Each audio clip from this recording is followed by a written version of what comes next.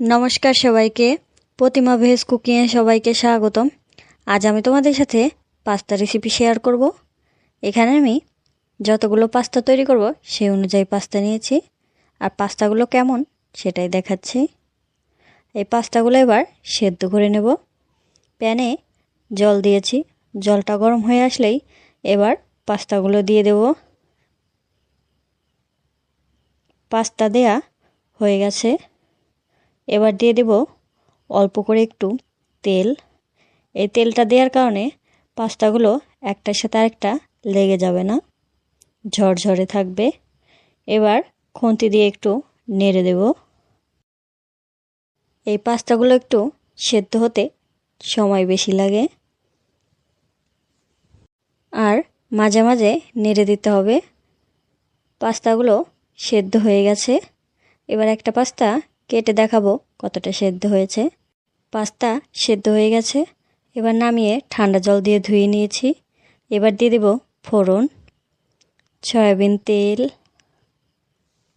আর দিয়ে দেব কুচি করে কেটে রাখা টমেটো। এখানে আমি 2টা টমেটো নিয়েছি। টমেটোটা একটু নেড়ে নিলাম। এবার দিয়ে দেব মরিচ, ঝালটা তোমরা তোমাদের পছন্দ অনুযায়ী দেবে।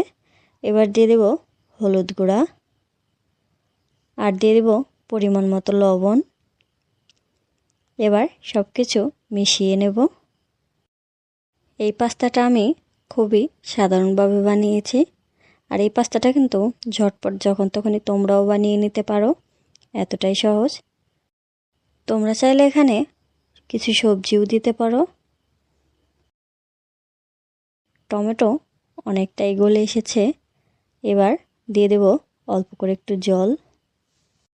জলটা দেওয়ার কারণে টমেটো আরও ভালো করে সেদ্ধ হয়ে যাবে। টমেটো গলে গেছে আর জলটাও ফুটতে শুরু করেছে। এবার দিয়ে দেব সেদ্ধ করে রাখা পাস্তাগুলো। পাস্তাগুলো আস্তে আস্তে পুরোটাই দিয়ে দিলাম।